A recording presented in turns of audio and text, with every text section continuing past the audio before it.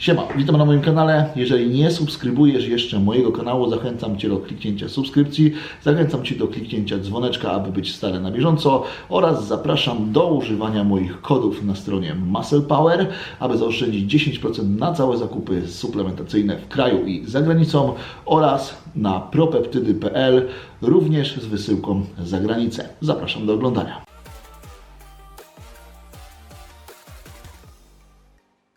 Hello everyone and welcome once again into my podcast. Today we have a special guest once again, Justin Compton. Welcome. How you doing, man? Hopefully everyone out there can understand me and hear me well. Yeah, I hear you perfectly, so they should hear you perfectly as well, I think. First of all, what's up, man? I'm just now kind of getting my day started. It's a Sunday, so I'm a little sluggish. I don't do a whole lot on Sundays, and my dog is sitting here begging for attention right now. That's what I keep looking over at. How's your bodybuilding living right now? I'm always curious about it. How's what? Your bodybuilding lifestyle right now. Are you continuing to train to eat like a bodybuilder, or are you quite distant? I haven't necessarily been eating like a bodybuilder for at least 2 years. Like I've been eating a lot more freely, and somehow I've been able to maintain the majority of my size and stay in good shape as well.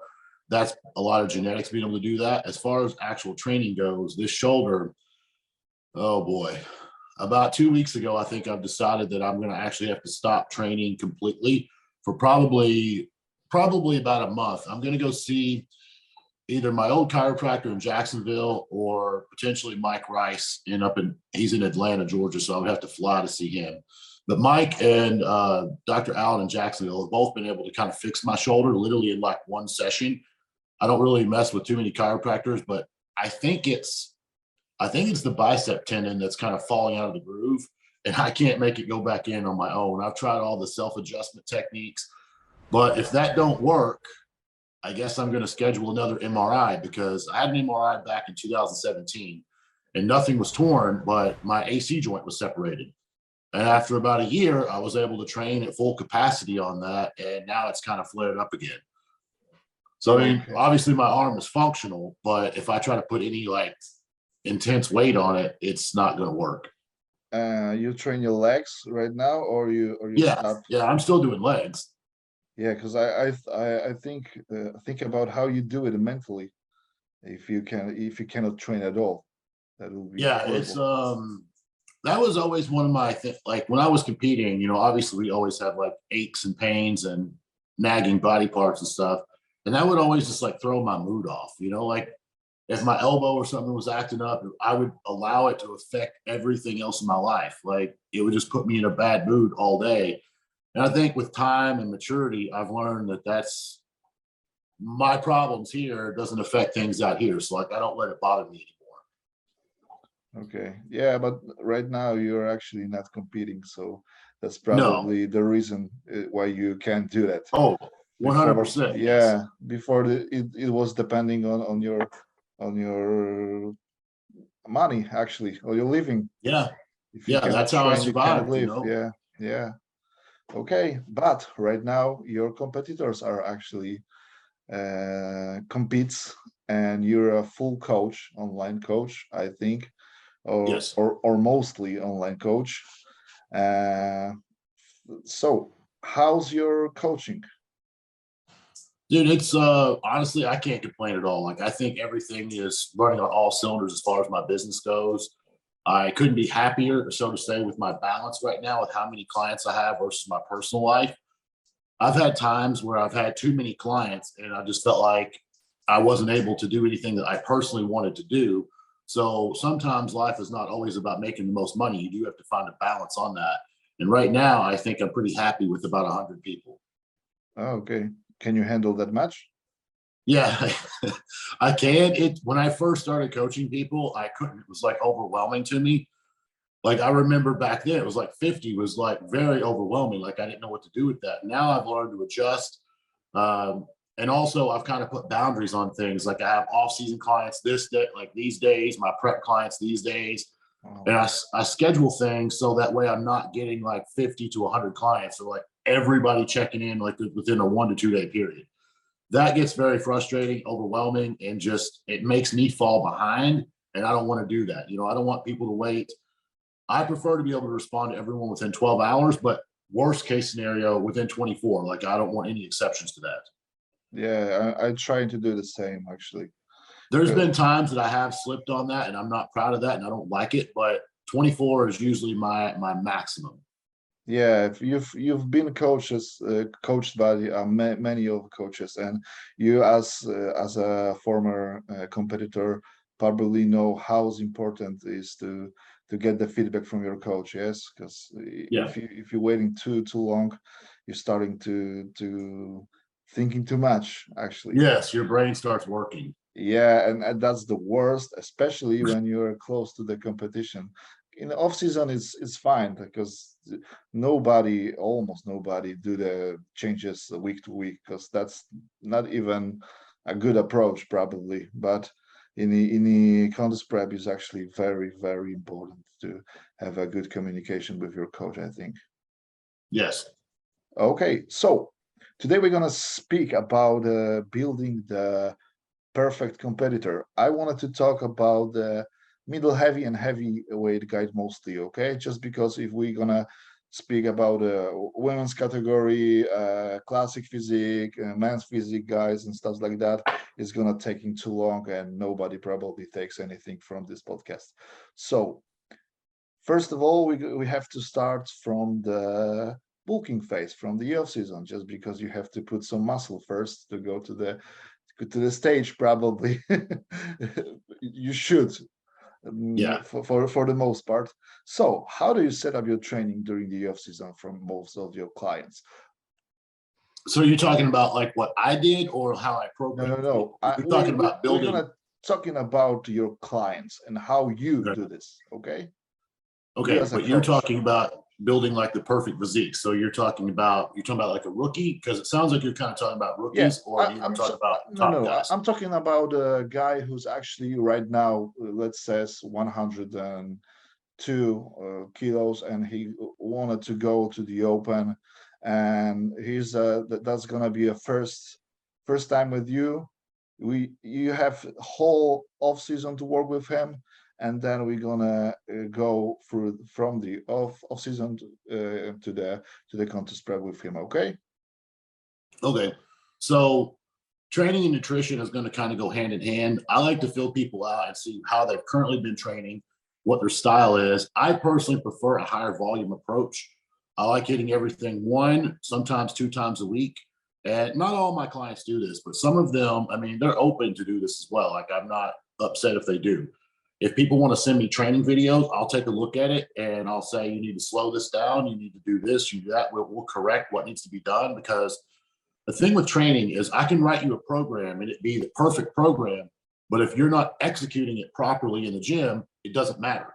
You know, like you're speaking about big guys here, heavyweight guys. At that point, they've obviously acquired a good amount of muscle. So it may not be the issue of adding 10 to 20 kilos to someone's frame, but more so just fine tuning what they got. So bringing up weak body parts, trying to figure out how to put things into just more balance. And to do that, I think your actual training techniques play the biggest role with that. You know, I see a lot of guys who, like when they're training chest, the way they position their shoulder blades, you know, they're engaging a lot of shoulder rather than actual pecs. And then the same with the elbow positioning. When they have it too far down, they're engaging a little bit more tricep than they would as well. Think about legs, you know, where you can, all the positions you can put your feet at on a hack squat and a leg press to be able to target different areas of your legs. So I think the biggest concept first is to make sure that the training is down pat. So like when I build the programs, I try to specify like wide grip, close grip, wide stance, close stance, and how I want things executed. Then we're going to kind of bring intensity into play. And this is also where, like, I've had a few clients send me videos before, and I'll write them back and say, you had more. You could have done more. Like you had more reps, you had more weight, and building that intensity is also going to be your mindset.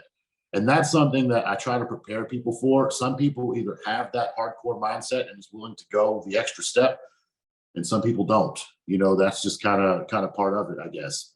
I can't coach you to be I mean, I can try my best to coach you to be mentally strong, and I can tell you that you got more, but I can't make you do it though. Like, I can't be there with you every training session. And that's something that I always told people when I competed. Most of the time I was alone and there was no cameras on me. It was just me for the vast majority of the time. And that's when the real work is done. You know, we're not always going to be filming all of our sets. We're not always going to have a training partner. So those days that you don't have that extra motivation, you have to find it within yourself. You have to do that. You have to put in the work. When it's just you in the gym, you have to train as if all eyes are on you. So that's kind of step one, working with someone as far as training. And then nutrition, I do prefer to have the long off season with them. That way I can kind of see what their body's going to tolerate and what they're not going to tolerate, how lean they're going to stay. That way we can also dictate whether or not we need an 8-week prep, a 12-week prep, or a 16-week prep, just depending on how they're responding. Generally speaking, off season, I hate to use the word balanced, but, you know, high protein, and then I will have high carbs and also a decent amount of fats as well in the off season. And depending on how well they respond to that is going to kind of, again, figure out how long the contest prep is going to be and how I'm going to approach that. You know, some people do better with moderate carbs and higher fats. And then those type of people, generally speaking, in contest prep are going to do better on a low carb, higher fat plan, you know, almost keto style. And then other people are going to be the complete opposite.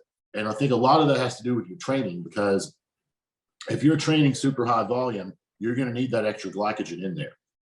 But then again, on the flip side of things, I have guys who do very hard, laborious jobs. You know, like if someone's doing like masonry construction and they're outside in the hot sun all day long, and they're constantly lifting like center blocks, they're probably not going to go to the gym and be able to knock out 30 or 40 working sets. You know, it's going to be a little bit more of a low volume, progressive overload style approach. And generally speaking, that type of training is not going to require as many carbs as well. Okay. You say you prefer to do a longer off season. What do you mean by that? How long is longer? I like to have, let's say I'm going to do a 16-week contest prep with someone. I would like to have at least 3 months prior to that to be able to kind of feel things out and see where they're at and see how quickly they're going to respond. That way, the more I can learn about them, the better they're going to be. So, I mean, as far as the actual off season, because I can answer that question in a couple of ways, I like people to have a minimum 6-month break in between seasons. Like that's the minimum. I prefer 1 year. Like if you compete in September of 2022 and you shut down, I wouldn't want you back on stage till August or September of 2023. Okay. Unless, you know, you have a situation where, say someone qualifies for the Olympia in March, April, May, or June, and then you have to do the Olympia in December. That's a different scenario. But generally speaking, the guys that's going to be doing the Olympia, they've already got the size that they need. So can we improve on it? Yes, but you know, you don't make it to the Olympia being outsized, generally speaking. Okay. Okay. First of all, I have to ask how you count your macros, just because some people count it only from the meat sources, like a protein only from the meats, from the eggs, from the dairy and stuff like that. And some coaches count them from everything, like oats, pasta, and stuff like that. So how you count your macros? I try to take everything into account. This is how I did it when I competed, and this is how I do it now with my clients. So like at the bottom of their plan, I don't actually specify X amount of protein, X amount of carbs, X amount of fats. I just write the portion size that I want them to eat. I put that in their plans, but I counted everything because I was a very high carb guy and I just couldn't. It's funny because I don't eat very great now, but when I competed, you know, I just didn't feel right eating junk food as like a source of just getting calories down. So like, for example, with oats and Ezekiel bread, I would eat a lot of red beans and black beans in the off season. Those type of foods are going to add up high in protein. So like people a lot of times would see me eating like 5 ounces of red meat with like 2 cups of rice and, you know, a cup or more of beans. I'm still getting 50 to 60 plus grams of protein off of that meal because I'm counting all the indirect protein sources. So like some of my clients may be eating 8 to 9 ounces of like protein on their meals, while other ones may be eating 5 and 6. But again, it depends on the carb source and how much we're using on that. Okay, so how many grams of the protein you like to do with your heavier guys for the kilo of the body weight? You probably Okay. count it in a labs. I don't know the labs, so it's gonna be quite hard probably. But you can say, and I tried to translate it for the Polish people. Okay, so generally speaking, I like to go about 1.5 grams per pound of body weight. So that's going to be like is that like 0.8, 0.9 grams per kilo, somewhere in that ballpark? It's Or low, maybe actually. it's what? It's low, actually. Well, I mean, okay, so if a guy is say 300 pounds, and that's obviously a big guy in the off season, I want his protein intake to be somewhere between 450 and 500. Okay. Oh, so it's gonna be a little bit more, I think, than 1.8 grams per kilo. Just Okay, I got yeah, it backwards. I yeah. divided instead of multiplied. My Probably, bad. probably. I'm I don't even know how to count it, so I'm not gonna. 1 pound, or sorry, 2.2 pounds is 1 kilo. Yeah, So it's it's gonna. actually double. Yes, my bad. I got that backwards. Yeah. So from what you say, I think it's gonna be like a 3.5 to 4 grams per kilo, and it's actually quite high, uh, on the higher Okay. ends. Yeah. I think. Okay. Yeah. Yeah. Okay. Okay. It depends on the digestion of the person of the person or what. That can be a big role as well, because I do have some guys I notice when I bring their protein back to say, in this case, it would be about 2 grams per kilo. Now I'm actually understanding the conversion here. When I bring that back, I'll notice a much better midsection on them. Their midsection looks flatter. They can get more of a vacuum. And I would take aesthetics over anything else. So, like, if I can see that me pushing the extra food at them is not doing them any justice, then I don't want to do that. Okay. I would rather take things a little bit slower and still be able to keep all of their lines and their aesthetics intact. Okay, you said something about being balanced in the off season. So, what do you think about the proper diet in the off season? It should be very lean, or the dirty bulk is sometimes something you need to do. Probably 90% of the time, I'm going to say lean, because I still want people putting in good, healthy, clean food. I don't want you eating just a bunch of shit food, messing with your cholesterol, messing with your insulin resistance. Like, just there's too many, sorry, insulin sensitivity, not Yeah, resistance. I got confused there for a second, but yeah. I don't want people just eating freely, eating out of a fast food bag or anything like that, just for the sake of getting the calories. Now, that being said, I don't mind people going out and having a good time in the off season, because that's when you actually are going to be enjoying your family, your friends, your wife, husband, whatever. So having a couple of cheat meals a week, fine. I'm perfectly good with that. And every now and then I will run into the outlier. And what I mean by that is I'll get a guy who I will say, I want you to have a cheat meal every other day. Like, specifically, I want it to be, something out, and that's because I'm already pumping them with enough calories, and they still stay super lean, and they're still not growing on that. And I know if I try to say eat, 4 cups of rice or something like that, that's going to be intolerable. You're not going to be able to do that. So we'll get the calories in through cheat meals, but that's very rare that I will not start out that way with someone. Let's put it that way. That's not my first go-to. Okay. And if you tends to give them a cheat meal, you say a range of the calories or the specific food like burger That's and how I fries. prefer to do it. Okay. So I will tell them a range, like, I'm not going to sit here and say you have to have a burger and fries, or you have to have sushi. You got to bring your scale with you to the restaurant, nothing like that. Just about every restaurant has a nutritional value on it. So a lot of it is going to be up to them. And I'll say this too to a lot of people: use better judgment, be professional about it. So if I tell you to have 2,000 calories, that doesn't mean eat a whole large pizza. That's probably going to be 4,000 or 5,000 calories. The point is, I want them, say if it's in contest prep, I need them to kind of reset and fill back up a little bit. We don't want to go backwards on the conditioning. We don't want to reset any of the work that we've already done. And in the off season, I'm pushing you forward a little bit. I'm not looking for 4 or 5 pounds gain per week. That's obviously going to be putting on fat at that point, and we don't need to do that. Okay. Okay, that perfectly makes sense for me. I Okay. try. I don't want them to eat a lot of processed stuff. Although having a little here and there in the off season is not the end of the world.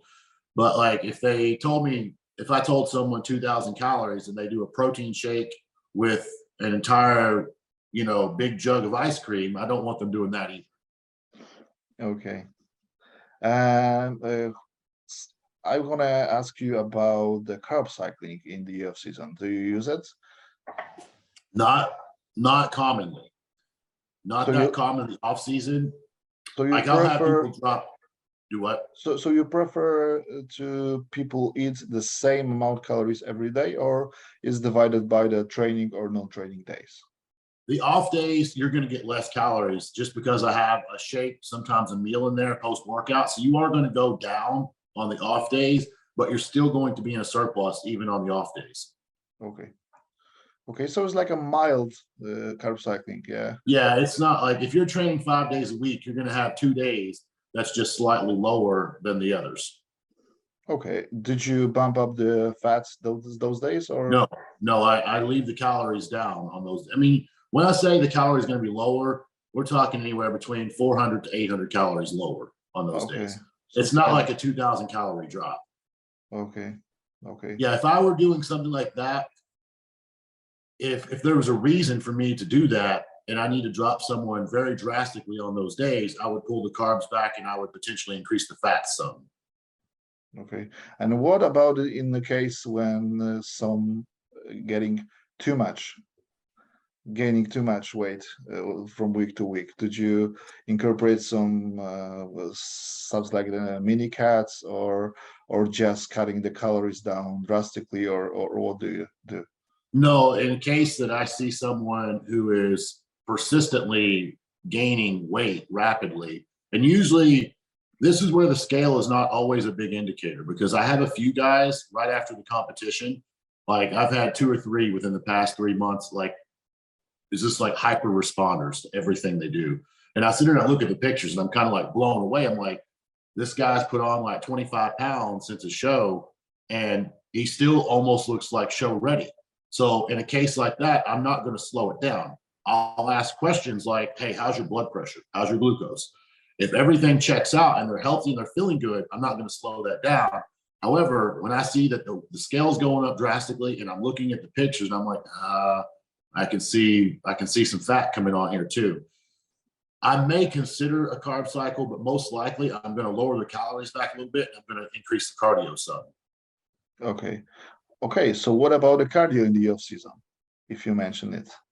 I like to keep it kind of generic across the board until I have to do something like what I just mentioned. But I like for people to do like 30 minutes 3 times a week, 25 minutes 3 times a week. If someone I can tell if they need it specifically for their appetite in order to eat, I may say do 20 minutes 5 days a week. A little bit less duration, but more frequently to keep their appetite running. I remember at my peak calories that I had to eat, I had to do that as well a few times in order to make myself get the extra food in because even when I would lower the calories back, I still wasn't hungry. That takes for me a week or 2 for that hunger to actually kick in if I do it with just food. But if I add the cardio in within a couple of days, the appetite's there. Okay. And what are the biggest diet mistakes that athlete can make in the off season, in your opinion? Probably what we were just talking about with like dirty bulking. Okay. A lot of people are still onto that. And I mean, that's fine for some people. Like you have some people who could just tolerate a lot of calories. But the biggest mistake is actually letting yourself get too far out of shape. So obviously that's diet related, but that's going to vary from one person to the next because some people can eat almost like a contest diet in the off season, and that's what it takes in order to keep them lean. My kind of rule of thumb is like, I would prefer to be able to see your abs in the off season. They don't got to be in contest shape by any means, but I would prefer that. Okay, so you like to keep your guys quite lean actually year round. The leaner, the better. But you also got to realize with some people, your body's going to try to reach like a homeostasis state, like right after a competition. Some people are just not going to stay that lean year round. It's just not going to happen with some bodies. Yeah, I've noticed this. as well. So that's definitely truth. And that's Okay. where you have to kind of, you have to be able to have the knowledge to work with this body type and that body type and realize the diet is not going to be the same and how they respond. Are you fine with talking about the PEDs, GH, and stuff like that? Yeah, I'm good. I didn't Okay. bring it up yet because I wasn't sure how you felt about it, but I'm fine. We're not gonna talk about the dosages, obviously, just because that's irrelevant, and that's Yeah. something that should be very specific to the person. But we're gonna talk about the general stuff, Yeah. just to clarify some things. So, what are the best compounds for building mass in off-season, in your opinion, for I those like to guys? keep things basic. Like I like to usually have 2 injectables along with an oral. The oral can be subjective from one person to the other because when it comes to their appetite, if you're not able to eat, that oral has to go. Like there's no way around it. Like I don't want to try to add drugs to grow whenever you're not eating. Eating's going to be, you got to train in order to grow and you got to eat in order to grow. Drugs, in my opinion, come last. So if the drugs is affecting 1 and 2, we're not getting anywhere. So for me, test is going to be the base. And then either DECA or EQ is usually my go-to. Some guys respond better to DECA. Some guys respond better to EQ. We talk about the side effects. Like, I've started to notice a small percentage of people have anxiety with EQ. And then a lot of guys with DECA will have DECA dick, or they'll have prolactin progesterone issues and start, having some gyno flare-ups. So we want to smash that. So when it comes to that, obviously we would either counter that with Caber or Dostonex, or we would just change the compound completely. My vote is to change the compound completely most of the time. Okay. So, do you prefer the higher tests approach, or do you like the lower test approach and higher anabolic? Okay, so we weren't going to talk about dosages, but we will have to talk about dosages on that question. So higher test and lower test is going to be subjective for what, like one person may say it's high, one person may say it's low. Generally speaking, 1,000 to 1,200 to me is that's like the breaking point. I don't want to go above that. Have I went above that? Yes. Have I had clients go above that? Yes. But that's usually where I like to keep it at. There's a few circumstances where we may go higher. Low end, if someone's a rookie and they can respond, the lower the better. Like if I get a guy who comes to me and he is genetically blessed and he looks great and he's growing on 400 milligrams, I'm not going to say, cool, let's go from 400 to 1,000. It's not necessary. Yeah. So we may go from like 400 to 500 or 600. That would be it. We don't need to make massive jumps. So the test is as needed, so to say, whether it be 400 milligrams, maybe up to 1,200 milligrams, varying from person to person.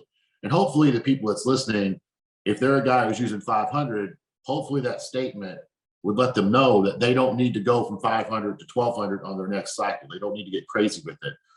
I've met a lot of people over the years, just friends that's kind of come and gone from the gym, and they'll take their first cycle, and by the time they're at the 3rd cycle, they're taking what a top level pro is doing, and it's just not necessary. Yeah, I've noticed this, that people too much rely on the drugs. Definitely, this is why I doing those podcasts. I have a lot of Polish coaches, just because I'm from Poland, so that's obvious. Yeah. And I've always tried to mention that the PEDs are important. That's nothing that we can hide, actually, but it's not the most important thing. The most important thing is doing everything to the T. So your diet, your sleep, your recovery, your physiotherapy, your everything, hydration, everything is important, and then comes the drugs. And actually, as you say, as lower as you can, but as much as you need. That's the only truth.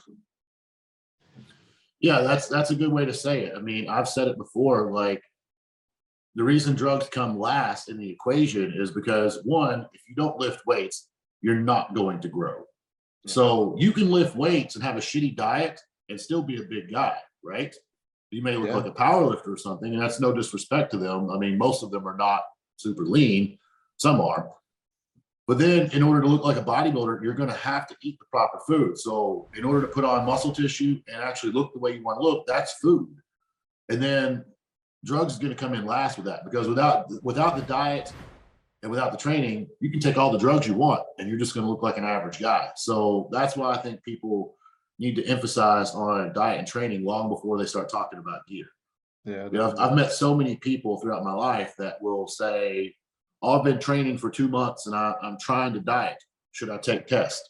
No, you're not there yet. I think the reasonable time to start is after 3 to 4 years, if you have the base actually, because that I think that's the time that you probably, if you're doing it everything right, reach your genetic potential when it comes to building the muscle. So that will be the perfect scenario for me. 3 to 4 years, that's good, I think. I think I was at 5. Yeah, but I was a teenager though. Like I waited till I reached 20 before I did that.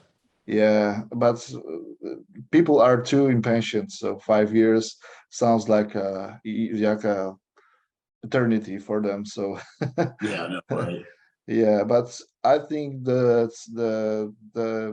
best approach is not to start, but everyone knows it. If you wanted to compete on the level that everyone wants to, you have to. So that's the harsh truth. Okay, so what about the stuff like GH in off season? You think the more is more or the less is more, like they say? That's kind of also subjective from one person to the next. Like if you've never taken GH before, ever, low end 2, high end 5 for someone who's never taken it. And sorry, high end 4, my bad. 2 to 4 if you've never taken GH. And you're going to see good results off that. You got to think about the side effects from it. I remember when I first took GH, my hands hurt so bad. Like I would wake up in the middle of the night, like I just wanted to like punch a hole in the wall or something because I'd be fucking angry, man. Like I couldn't sleep. And back then I actually could sleep a little bit. Now I struggle really bad with just insomnia and I don't do anything. It's just, I don't know. I don't know what to do about it right now. But yeah, the GH would hurt my hands all the time. So 4 IU is going to be the maximum I feel like for a rookie getting started. And when it comes to growth, I would like to see a lot more people do this. Like they don't, but I'd like to start seeing people get more echoes when they're doing that, just because heart enlargement is always a big concern with that. I know some guys who's taken as much as 20. I know a few guys have taken more than that, but I'm saying I know a couple of guys who've taken as much as 20 and they've had echoes and they're perfectly fine. Like, however, that may not be the typical results for everyone. So that would be my biggest concern with growth hormone in high amounts. Obviously, it's going to make you a little bit insulin resistant. So that could be something if you want to touch on that here in a minute as well. So check your glucose as well, because the higher the GH, most likely it's going to make your glucose go higher as well. So that's something that people need to take into consideration. For me, And also I the found my thyroid. own perfect sweet spot was around 8 to 9 units in my off seasons. Okay, it's quite reasonable, I think. Yeah, I don't think that that's like freakishly high, but it's not a low dose either. It's not a rookie dose. Yeah. The most I've tried was 15, and that was not a problem for me because I never have a problem with my wrists or stuff like that. So that's a good thing when it comes to that. But I don't think that going over 20 is necessary for most of the people, especially if they are not that big yet. Yeah. I mean, I tried to explain this to a guy recently. He was kind of getting this message. He's a friend of mine. I know him. He's from back where I used to live at. And he's not a pro at the moment. And he's talking about using XYZ stuff. And I said, think about this. Like, if you have to take that to become a pro, which he doesn't, like I genuinely believe this man can do this on much, much less, just because I know him a little bit. But if you're taking that to become a pro, no one ever just gets their pro card and says, okay, I'm done. You know, you always want to at least test the limits. in the pro league. Yeah. And what's most people do once they turn pro? They need to get bigger in order to be competitive with the other pros. So it's like, if you jump from 0 to 100 with your gear, where are you going to go from there? It's like, if you had to take 20 to get your pro card, where are you going to go after you get your pro card? You're out of options, in my opinion. I mean, sure, you can take more. I just don't know what your body can or cannot tolerate at that point. Yeah, yes. You have to take into consideration everything, like you said, but some people just don't. They're thinking about those days here and now. So this is the problem for most of the people. But we're not gonna lie, most of the guys are not gonna reach higher than pro card. Actually, for most, even the pro card is actually the top of the limit, and Yeah. that's where their career actually is over. And so in those cases, if it's needed and if it's something that will help them with their life or just fulfill their dreams, I think it's something that you can consider, actually. Don't know Yeah, if I you mean, agree with me. yeah, I do. Yeah. Okay, so let's go to the next question, and it's gonna be about the insulin, because if you are using a GH, you probably have to use insulin, or at least it will be preferable to use it. So what do you think about the insulin in the off season? So this can be a double-edged sword on how to answer that. Like me personally, my glucose would always hover. This is on 8 to 9 units, and this was high carbs. My glucose would hover between 95 and usually like 101, 102, maybe 103. That's at the peak. And that's talking almost 1,000 grams of carbs a day, along with that much GH. And I was fine with that. You know, some of these guys prefer their glucose to be much lower than that. But really, in my opinion, if you're under 120, especially in your off season, you're fine. I don't see any problem with that. Now, I didn't check it after I would go eat like, you know, a couple of slices of cheesecake or anything like that. I didn't check it all the time. Like I wasn't that relentless with it. But generally speaking, if I checked it frequently, I was never high. But that being said, not everyone is going to get that lucky. You know, I've seen guys on lower amounts of carbs start having high glucose levels. And at that point, you have to make a decision. And I don't like to make that decision for the person. I want them to consciously make this decision. I'll explain both the risk and the reward with it. But either one, we back off, take the growth hormone out, and that's actually my preferred method.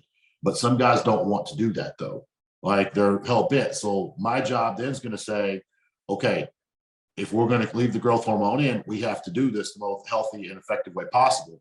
And this is where we have to add insulin in. And if we're both on the same page with it, that's where you're going to kind of play with the insulin. And if you start having, if you're becoming insulin resistant due to growth, I'm not a big fan of using Lantus, the long-acting insulin. I don't like it, but this is a good application that it can work good because the growth is likely going to have your blood sugar elevated, not just here and there throughout the day.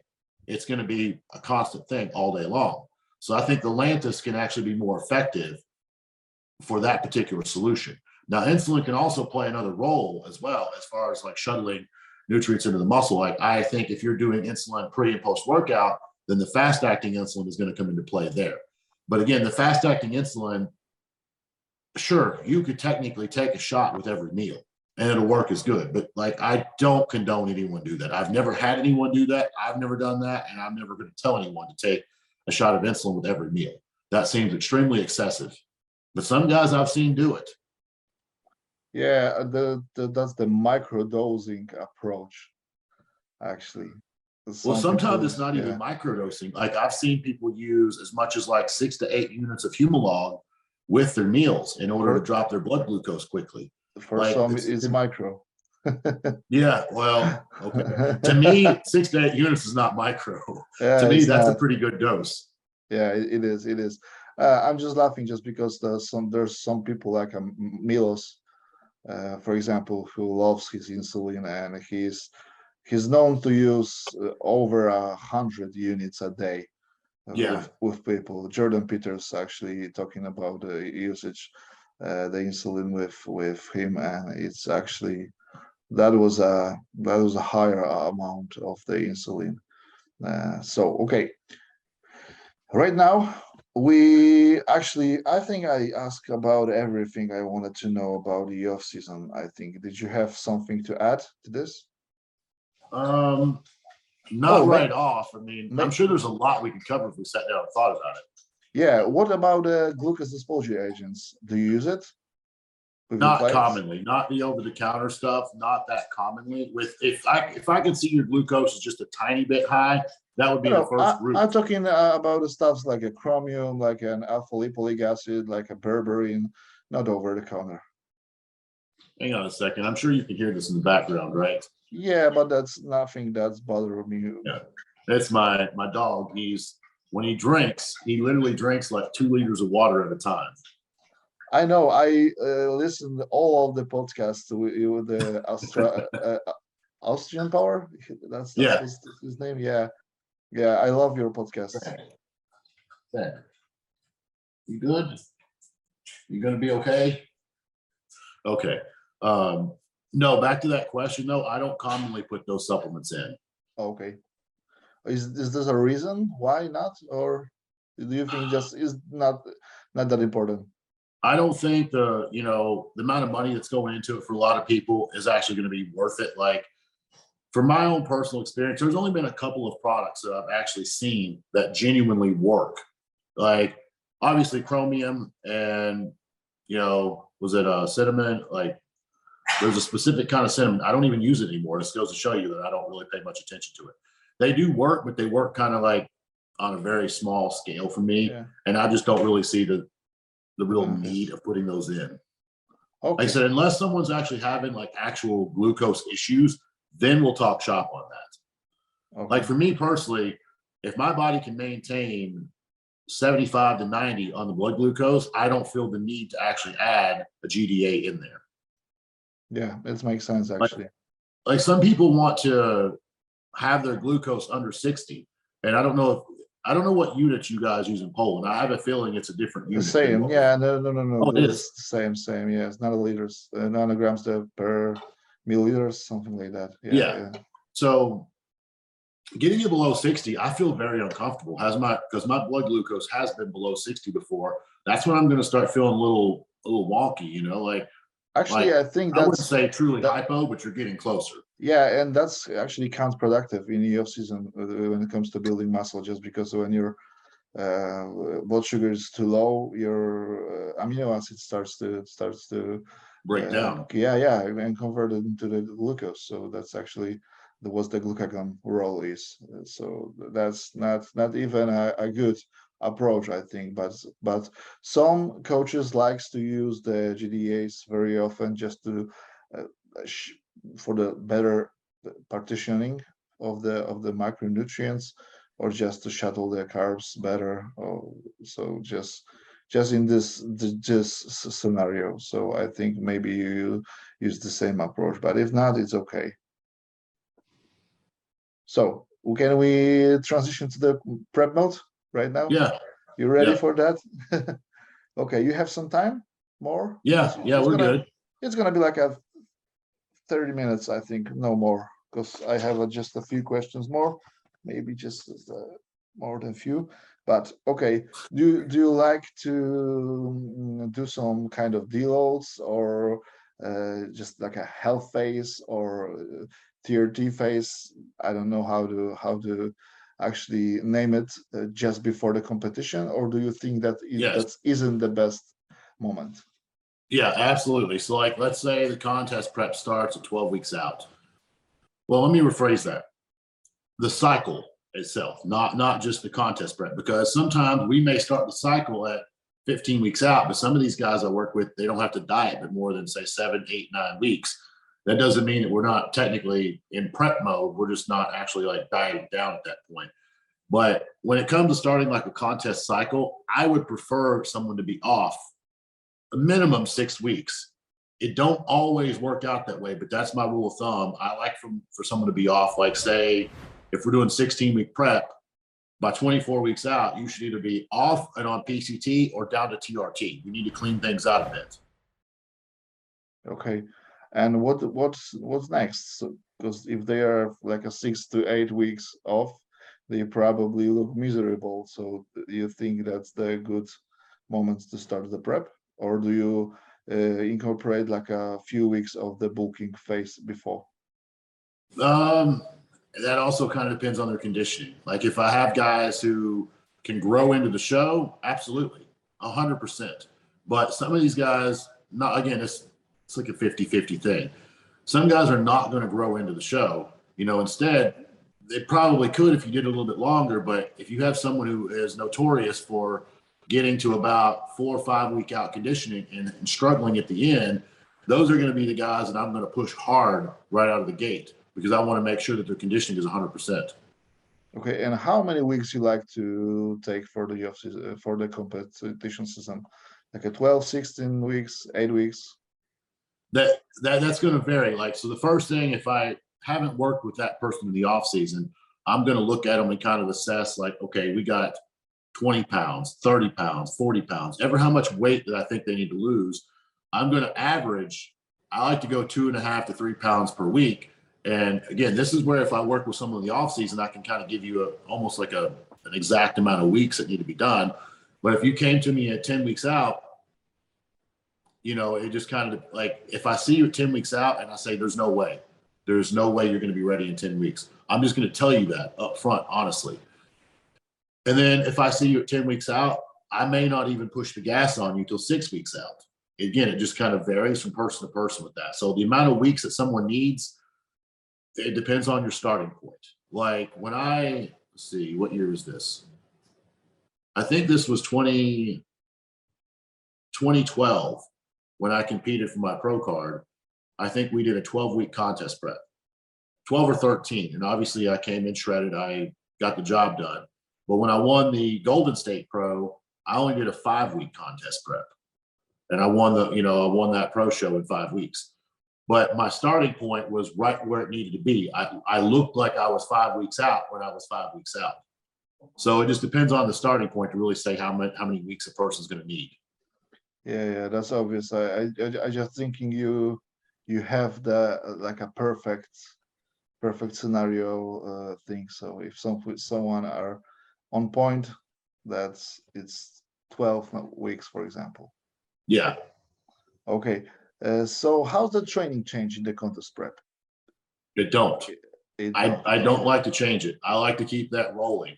Again, I'm more of a higher volume type guy, but I remember Dorian, Dorian was the opposite. He was more low volume, but he made the comment, like, if this is what built the muscle in the off season, why would you change it during contest prep?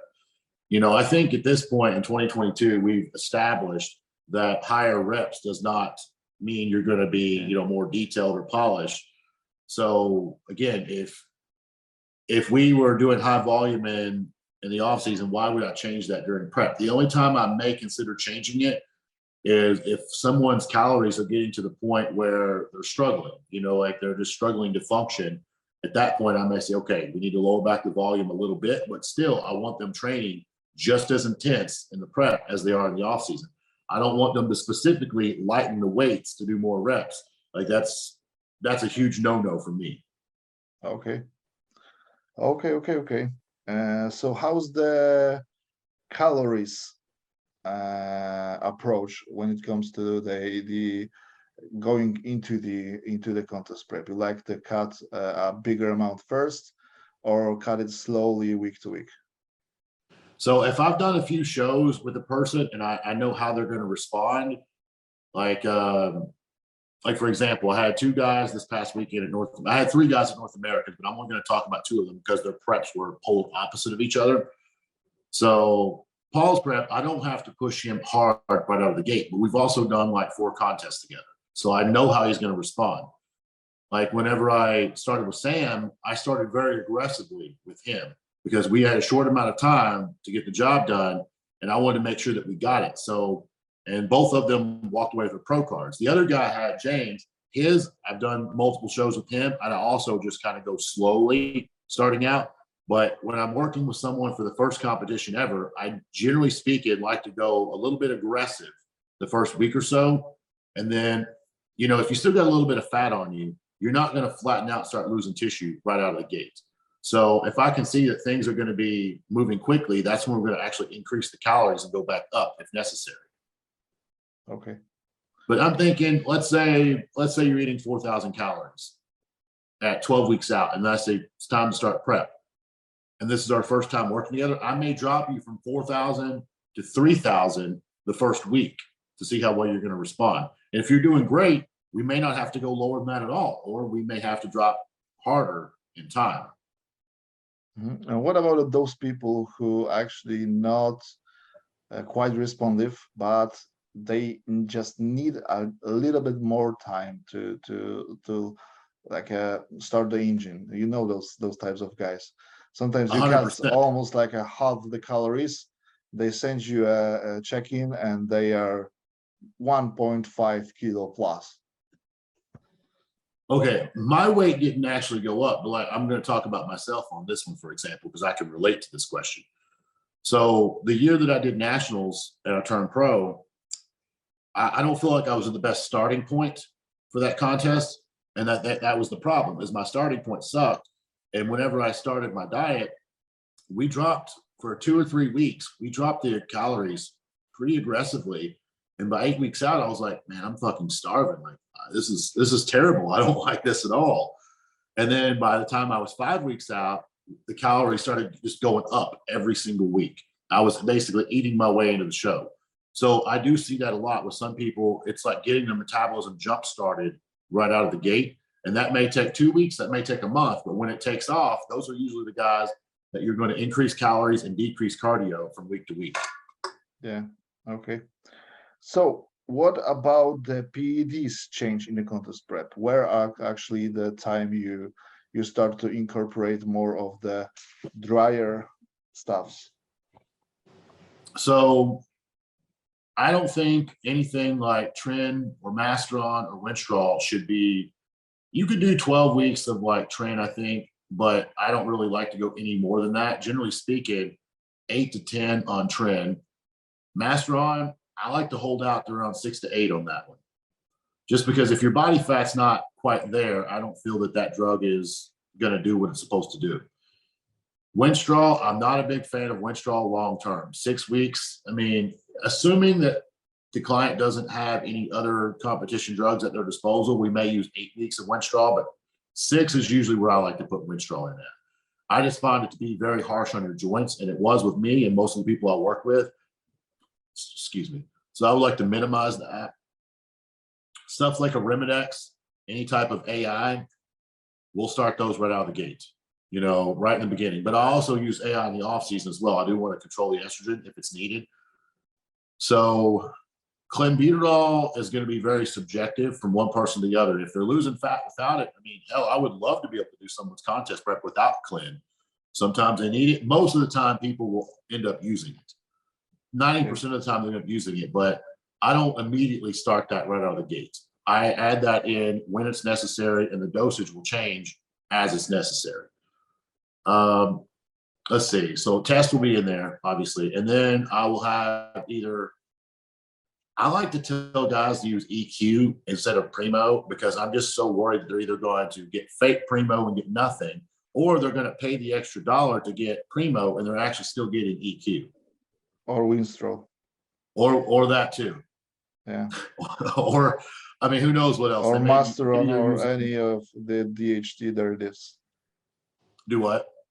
Or any of the DHT derivatives. Yeah, it could be Masteron like in there. It could be Deca in there for all we know. I mean, it could be anything on that. Yeah. Yeah. Okay. So what about the GH? So GH, I will leave in like whatever we're doing in the off season. I'm perfectly fine. I don't need to increase or decrease the dosage to contest prep. So the GH, I'll leave that in till usually around 2 or 3 weeks out with people.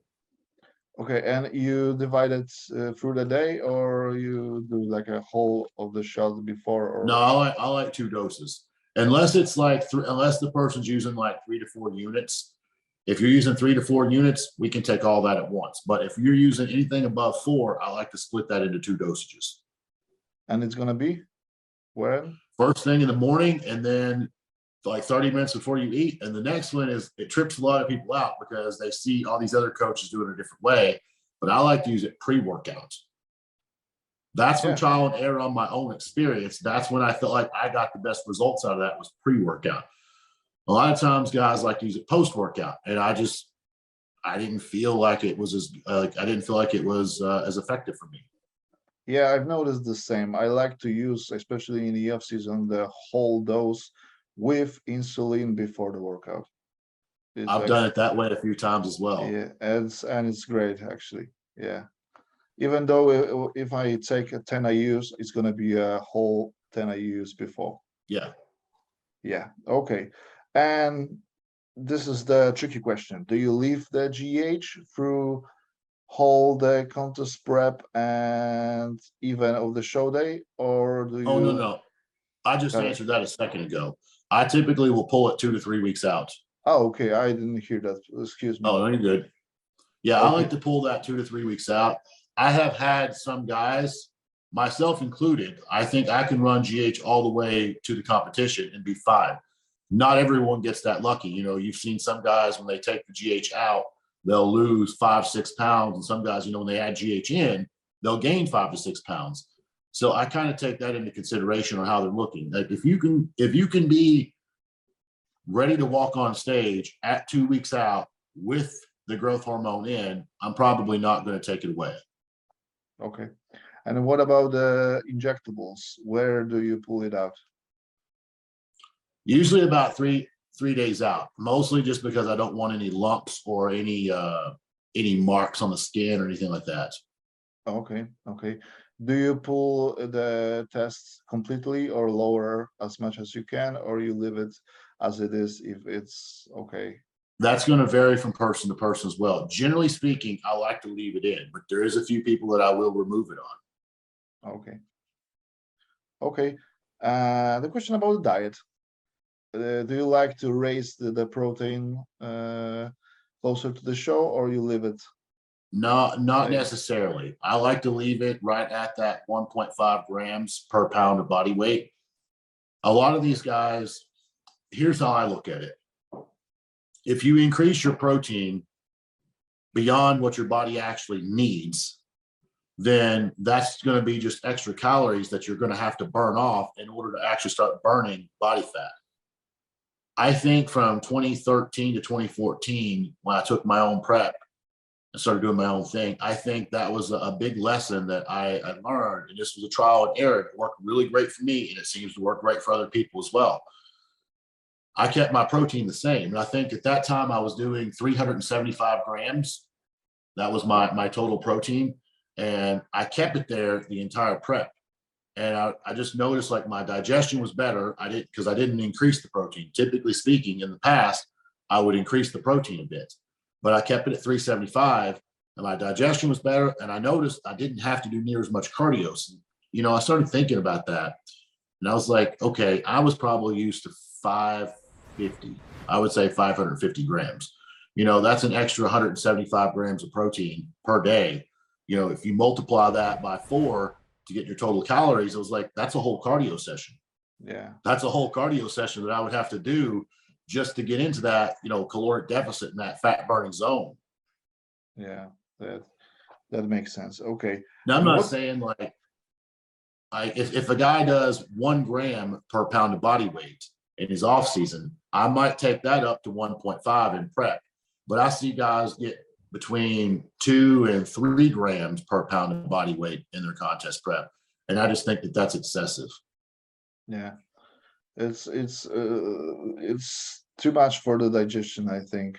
Actually, especially if you can have more carbs. That's probably exactly. I would much rather better. do that. Yeah, actually, that's what I'm thinking. What about the cardio? Do you like to your guys do more cardio and eat more, or less cardio and less food? I would rather do, well, you got to find a balance. When you say less cardio, I don't want to cut someone's calories to the absolute minimum in order to get out of doing cardio. But at the same time, I look at it, if you're eating 400 plus grams of carbs a day, I really don't need you doing 90 minutes of cardio to go through that. That's too much. So if we got to go above, once we get to 30 minutes of cardio 5 days a week, that's like the minimum that I don't really bat an eye at 30 minutes 5 times a week. I don't like to increase the cardio above that if the calories and carbs are still super high. So at that point, I'm going to start working my way down on the food. And that's where you got to kind of find that balance where the person's still able to stay full and they're still losing body fat versus just flattening out if you take too much food away. And what kind of cardio do you prefer? The least?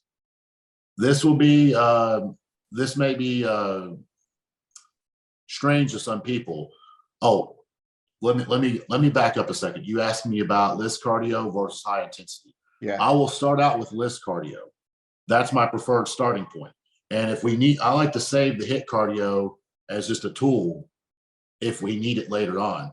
But I actually commonly prefer my cardio to be either elliptical, bike, or treadmill, and not on the stair stepper. I will use the stair stepper on a lot of guys towards the end, but I definitely don't want to start out with that. If they choose to do it, that's fine. But that's not going to be my recommendation right out of the gate. And my biggest concern with that is the actual impact that's going to be on your feet, your heels, your knees, and your hips, you know, versus you're constantly just slamming those steps up and down for 30, 40 minutes or an hour. I would much rather have it on the elliptical, and that way your joints are not taking that impact. Okay, and what about the cheat meal or refeeds during the contest prep? What do you prefer, the cheat meals or to control refeeds? Well, obviously these would be as needed from person to person, but if the person has an incredibly good metabolism and I know that they can handle it, and also this is a trust issue from one client to the next. If I feel like I can say, go out and have a burger and fries, and I know you're just going to have a burger and fries and you're going to get right back on plan after that, that's cool. But if I think to myself, like, okay, if I give this guy or this girl this burger and fries at say 6 o'clock tonight, they're going to eat something at 8, something bad at 8 o'clock, something bad at 10 o'clock. They're going to wake up in the middle of the night and eat more. If I think that's going to trigger you to binge eat that day, I'm not going to do it. I would rather you just keep that completely out of your plan. Now, that's not often. I do prefer a clean carb up. That way I can control the variables. But again, if I got that guy who's just, or girl, I've had a few as well, who just has the freaky metabolism that I can send them out for food, that's great too. But I prefer the clean carb up. That would be my first choice. Okay, that's reasonable, I think. Yeah. Yeah. Okay, so right now I have something called peak week. And everyone knows it like thinking about a peak week like a magic thing. Like you can instantly get in shape in 1 week just because it's called peak week. But let's say we have a guy who's actually ready. And the first question is going to be, how long before the peak week do you tell your guys to level out their water and sodium intake? Just do you know how to raise it? Okay, so like you said, there are a lot of guys when it comes to peak week, they expect miracles to happen. And usually the opposite happens. You very rarely ever see someone who looks so-so at 1 week out and then they look amazing on stage. It's usually the opposite. You see someone look amazing 1 week out and then they kind of just blow it on stage. You can take a 16 or even a 20-week contest prep and literally piss it out the window in 24 hours if you do this wrong. Sometimes simplicity is the actual key with this. So usually I'll start handing around like all my plans. I give people like, this is your minimum water intake. I want you to get this much down. If you go above it, fine. But I want to make sure you get a minimum down.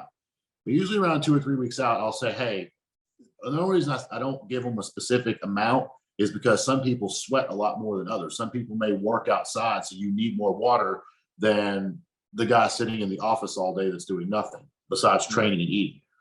So I'll ask them, like, what's your normal? If your normal's like 8, I'll say, cool, keep it there.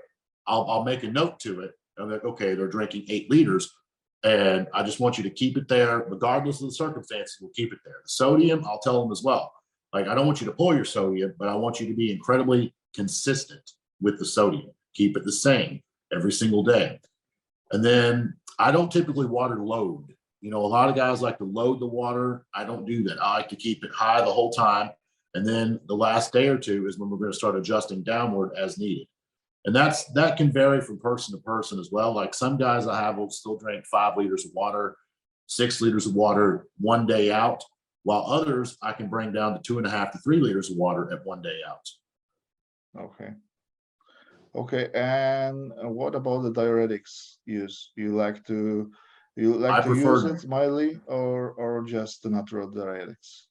No, I typically do use diuretics, but I like Diazide. I think that's going to be the healthiest and also the most friendliest for us from a bodybuilding standpoint. I have seen people, this is like a few people that I wouldn't say I didn't help them, but I just kind of like, they say, hey, here's what I'm doing. What do you think? I'm like, it's on you, man. This is your prep, not mine. But like, I'll see people use Lasix and Demodex, and I don't like that because the results are very uncontrollable, so to say. Like, you may peak in like 2 or 3 hours after using one of those drugs, and then you're done. Like, once you go flat, it's really hard to recover from that. Yeah. Like, once you've already pulled 10 pounds in 10 hours, it's hard to recover from that. Yeah, in Poland, there was a trend to use a lot of aldactone lately. Right now, it's better with this, but I know the people that use over 400 milligrams, even multiple times a day. So it's like 400 milligrams of aldactone. Yeah, like 3 to 4, let's say, every 4 hours or something like that. So Wow. people like that, that's impossible to even fill out, just because the nature of the drugs and blocking the aldosterone receptors. So it's probably they have to, I don't know how many salt eats, like 50 grams. I don't know how even it's possible to fill out. That's probably only way. It's using a lot of insulin, a lot of salt, and a lot of shitty foods. Otherwise, you're screwed. See, I don't like aldactone for that very reason. Is it makes it, if someone has to cut weight, I can understand why they might want to do that, but I really just don't like using aldactone, because I find it to be incredibly difficult to actually fill up with it. Yeah. And I'm not talking about 300 or 400 milligrams a day. I've never heard of anyone doing that before. Yeah, but I'm talking just on 50 milligrams a day. It's hard to fill up with that. Sometimes even less if you start very early, because I know the bikini chicks who starts aldactone like almost a month, 4 weeks before the. Yeah, I don't know why, but some coaches here do those stuffs. I don't know how it's even can and help them. That doesn't seem smart at all. Yeah, that's stupid. It's not even that's not even a take into the consideration. Yeah, I couldn't imagine, like, if anyone told me that I need to take a diuretic at 1 month out, like, I'm not even, like, not only are you not going to be coaching me, we're probably not even going to be friends at that point. Yeah. Yeah, but people do crazy stuff. So sometimes if you see those peak weeks that people brings to you from their recent coach, it's quite scary. I've seen a lot of extreme stuff over the years. Yeah, I can imagine. I've seen some very extreme protocols. Yeah, but I've still never seen anyone do 400 milligrams of aldactone. Like, I feel like you would have to be drinking like 3 gallons of water, like a minimum 12 liters. And like you said, you have to have like 50 grams of salt just to not be cramping up all day. I have 3 people in my head right now who I know they use more than 400 milligrams daily. Jesus Christ. Yeah, and that's not even something that they are shy of. Actually, they're speaking about it openly. So That was the days that people think they actually you have to do this. So that was the norm here a couple of Wow. years ago. Yeah. Okay. So, what do you do with your guys actually when it comes to the carbing up? Do you carb your guys often of the junk food, or you always prefer to carbing up from the foods that they use throughout the whole contest prep? Okay, so I'm gonna tie two things in on this. Is a lot of guys when it comes to carbon up, they like to add insulin in the mix. And I figure that's probably a question you were going to ask anyways. So Yeah. I'll touch on that here. And that's something that I will not do.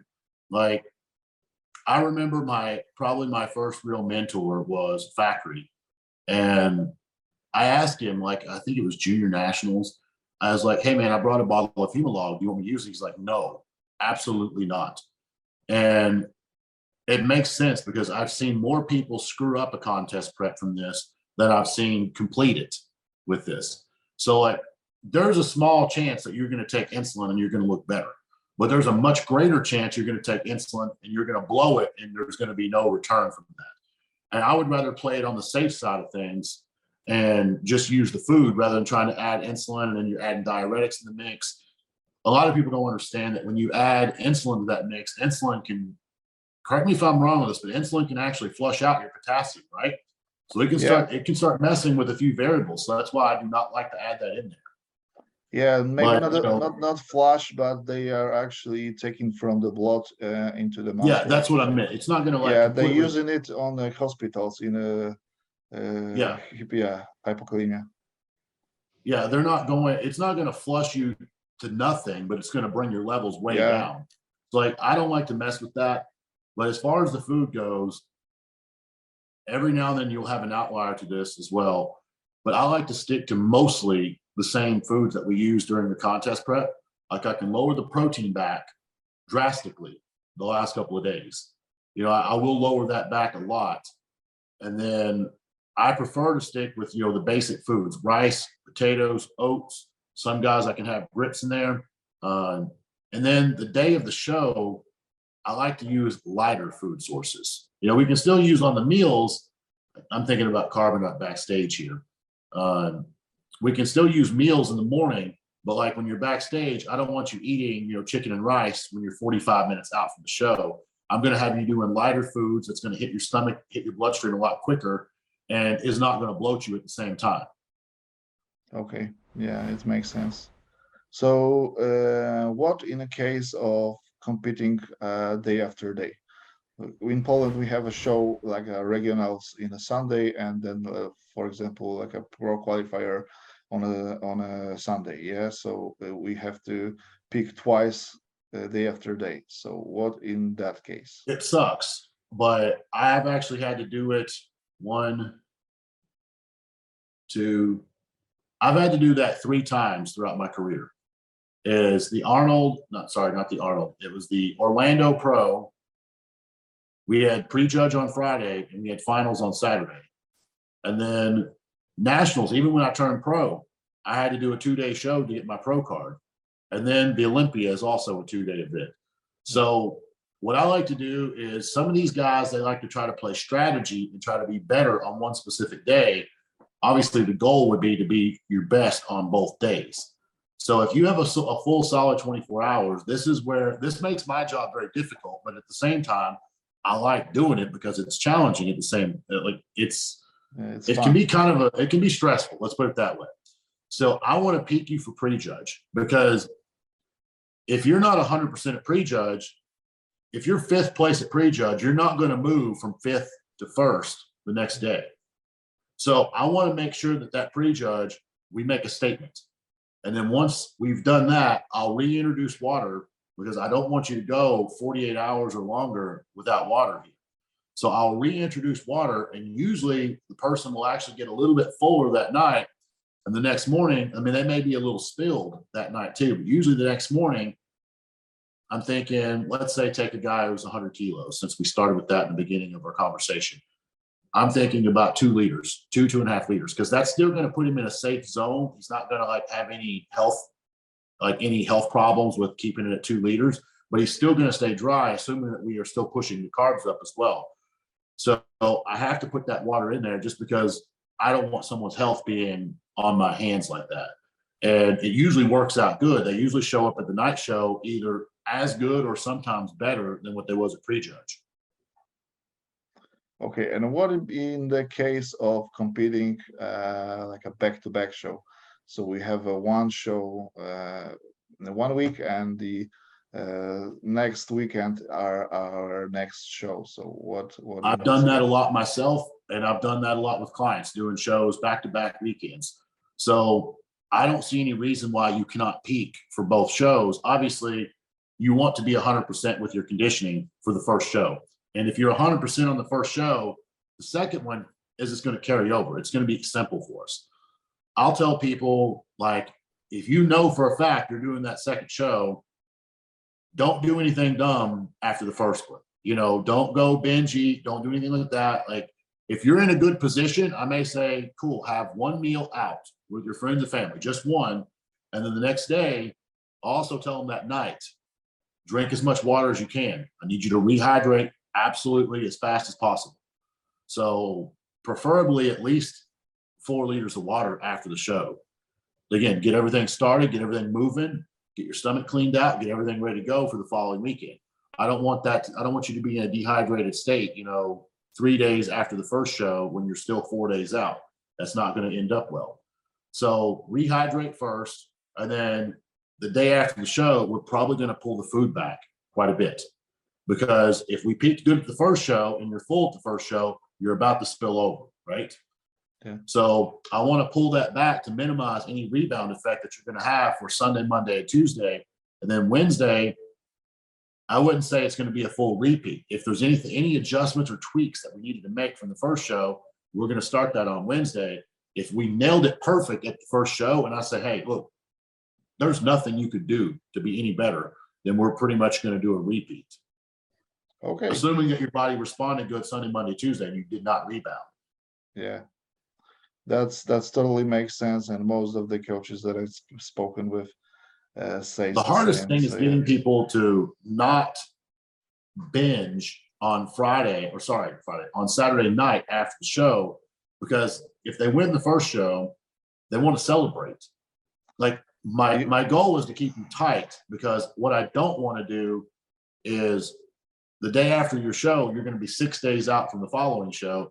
I don't want you to have to do 60 or 90 minutes of cardio and inflame your legs furthermore in order to get that weight off. I don't want you to go absolutely zero carb in order to get that weight off.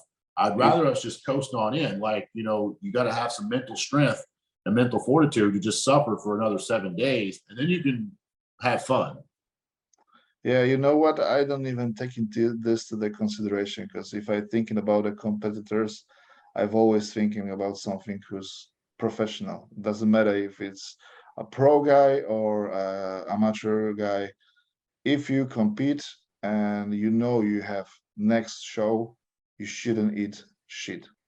That should be obvious. So I know your point of view, because I coach competitors as well, so I know what people can do sometimes, even night before the show. But that's some people can't hold it together. Yeah, I don't understand this. If you can hold it, you should switch the sport, because it's not for you, man. Yes. If you have a bad relationship with food in general, bodybuilding may not be the wisest decision for you. Yeah, you should go. You should go to the strong one, like you said. Yeah. Yeah. I mean, there's nothing wrong with that. I mean, some people just are not meant to be able to handle that. I'm not saying they're bad people or anything like that. They're probably great people. I know of one guy. I'm not going to specifically name drop him here, but he's a pro, and he's really good too. And he will literally be fucking up at 1 day out from his competitions. And he's one of those guys, like, I can tell, I'll tell you about this off the air, but he would have potentially won the Olympia. but he never could get in shape good enough to do it. I mean, that narrows it down to a small select group of people. Yeah. So I'm sure people are wondering on that, but yeah, it's again, sometimes you have some of the elite guys who still can't hold it together. Okay. When we talking about binge eating and eating a lot in general, maybe not binge eating because that guy are actually a machine. I'm talking about Roman Fritz, and he's recently carbing up. Can you talk about a little bit why is that decision? Okay, so I didn't prep Roman for that contest. I helped him the last couple of days. I did help him the last couple of days. He stayed at my house getting ready for the Tampa Pro. So he did his prep, and we talked about this as well. Me and him spoke about it. He was very, I wouldn't say Roman even has to be aggressive in his diets. Like, I think his carbs were lower than usual during that, but he went from like 296 to about 250, I think. And he did that in 5 weeks, though. That's a lot of weight, considering Roman's biggest thing is I think he always he over diets himself when he's in prep.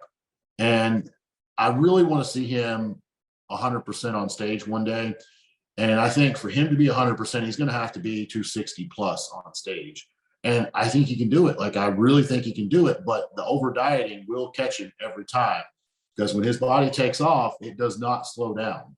Like, it's very hard to put the brakes on for him.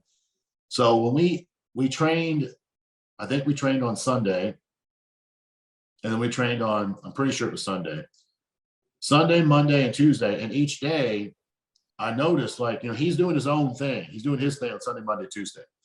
And I noticed it's one of those situations I really wanted him to eat more. I really fucking did. Like, with him, he could eat more at, like, he could start carving up at 3 weeks out. And I'm serious. He can really start carving up at 3 weeks out and probably look his best on stage. So, he asked my opinion. Like, I wasn't going to offer my opinion until he asked for it. Like, that's just kind of how I am. Yeah. I hate whenever you're doing your own thing and someone always just feels the need to give you their opinion. Like, back when I would do my own prep, people would always ask me, like, well, I think you should do this. And I'm just thinking, in my head, I'm thinking, I think you should shut up. Like, that's what I want to say, is like, let me be. So, like, I was just wanting to train, like, help him go to the gym, give him a place to stay, take care of him, make sure he's comfortable. When he asked my opinion, I was like, okay, you have to start eating now. Like, so on Friday, whenever, like, he started eating, I knew he was incredibly flat, like the flattest he's ever been in his life. That, in my opinion, was the flattest Roman has ever been. So I said, look, I really don't care what you eat. At this point, we're going to control the water. I said, but I know Roman as well. I've known him for a long time.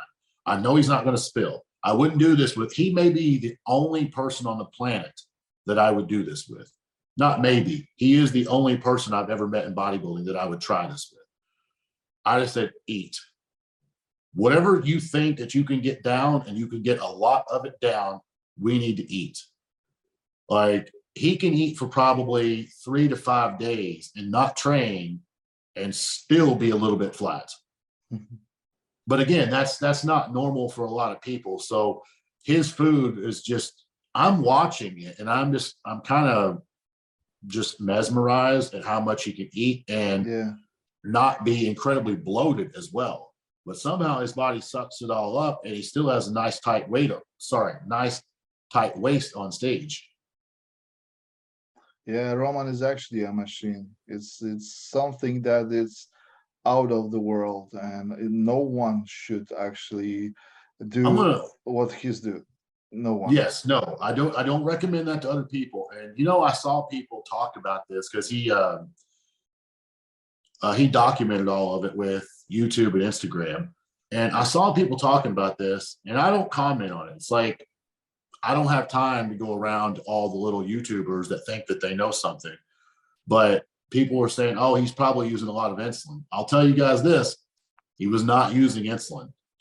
I actually considered saying, hey, like, maybe you should use insulin. Like, I had it at the disposal, but we didn't use it. And that alone is pretty mind-blowing, the fact that he could eat that and still have normal glucose. Yeah. Yeah, but that's probably just because his metabolism is crazy. Yeah, he's just burning straight through everything. Yeah, just because of the years of training 2 times a day, 6 to 7 times a week, and I think that's the reason why he's actually working as it's working for him. Yeah, I mean, the amount of volume that he trains in the gym, and the fact that I think if Roman did not work out, he would be a rather small guy. Like if he didn't work out and didn't eat, he would be an incredibly small guy. His metabolism is just, if I'm not mistaken, me and him talked about this a couple of years ago, or maybe it's even been within the last year. But I asked him, I was like, have you ever had your thyroid checked? And it's actually normal. Like I was expecting like his T3 uptake to be incredibly high, but like his thyroid's normal, and he doesn't use any fat burners either, which is also fucking incredible. Like obviously with someone like him, I'd be like, no, you got to cut. If you use any fat burners, you got to get rid of that shit because it's obviously doing more harm than good. But he doesn't use any either. So his prep is his prep. Like, it can't be really compared to anyone else's. Yeah, it's just the Roman style. Yeah. Yeah, we can just end it like that. It's just the Roman style. He's one of the kind, and I dream about to speak with him one day on the podcast, but I can't get through him.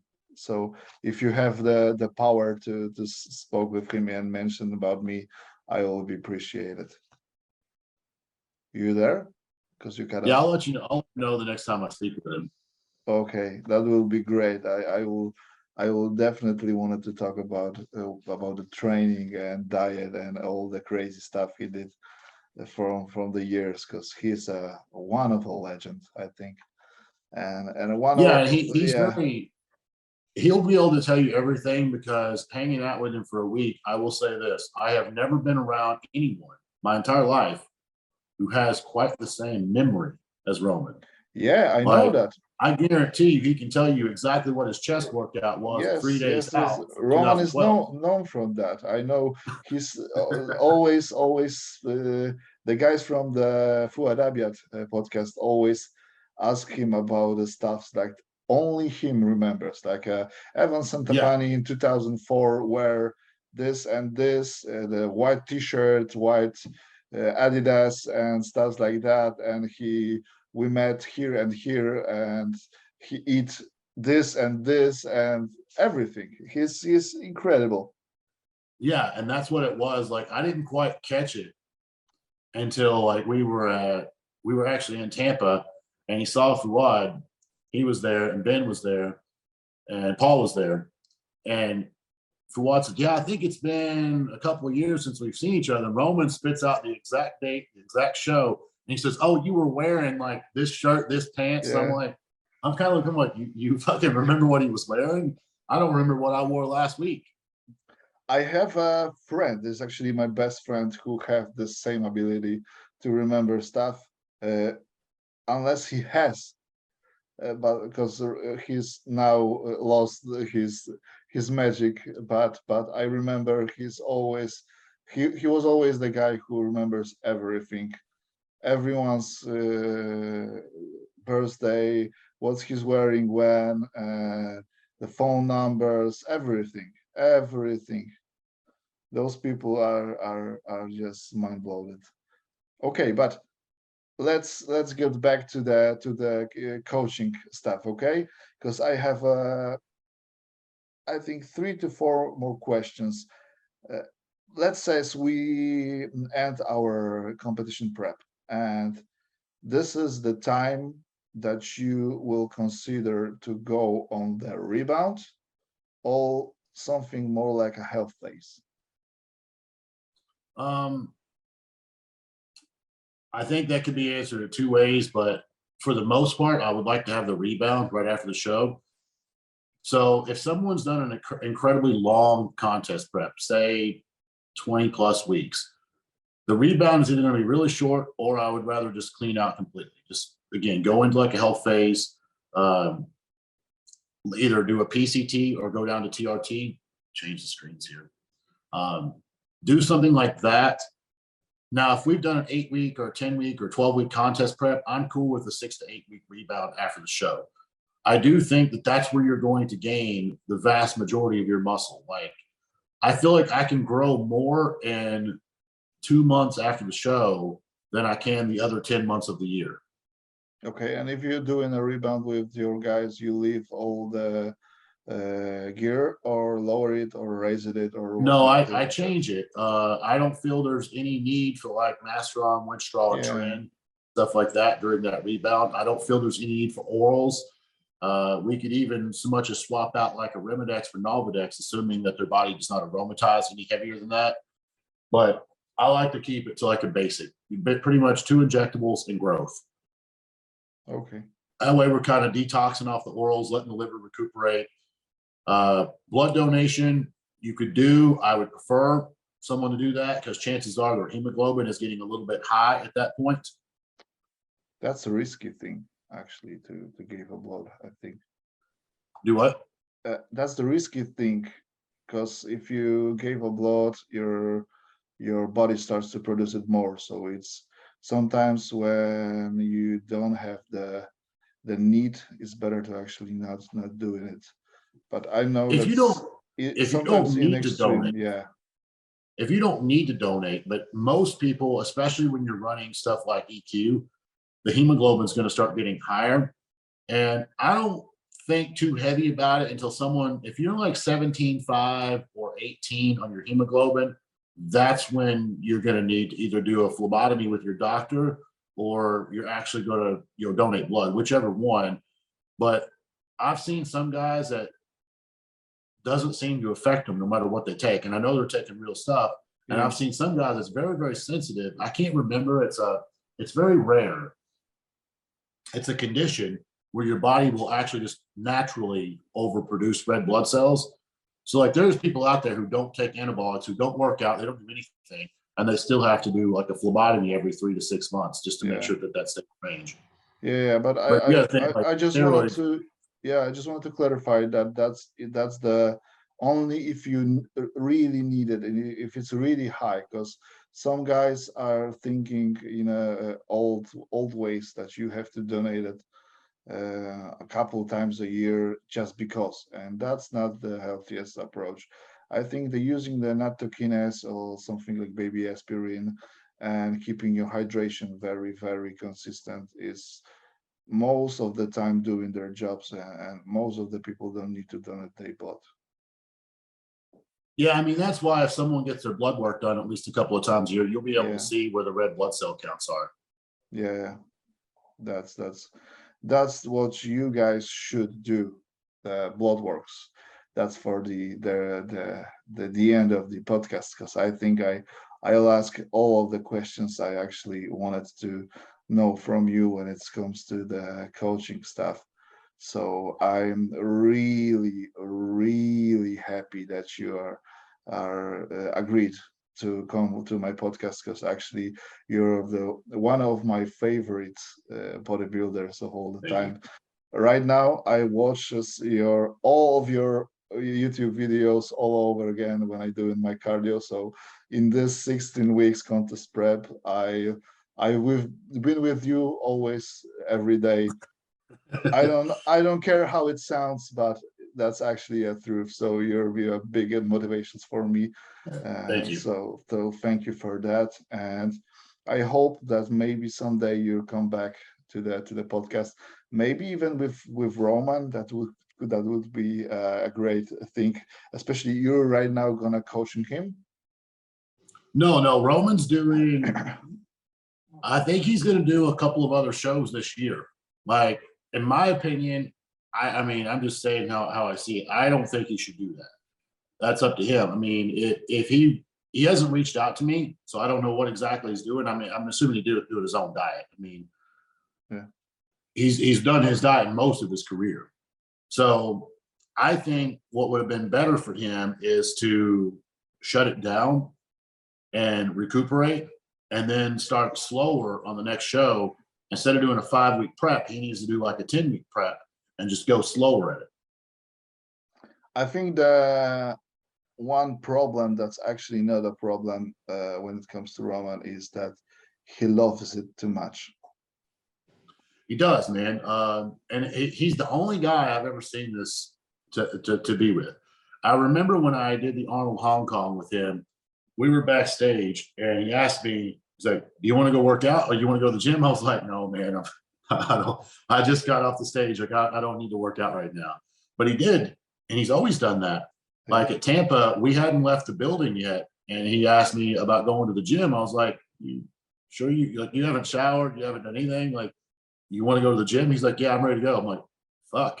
I mean, he does love it. Like, you could take the stage away from him and he's still going to do exactly what he's going to do. Yeah, this It's not about this is what I competing mean. This is what I mean. This is the true passion, and this is why I love Roman. This reason is why I love Roman, because he's a real bodybuilder from all of these years. He never stops what he's, even though his hips are replaced, even though he have multiple problems with his body, and he's always getting through. Yep.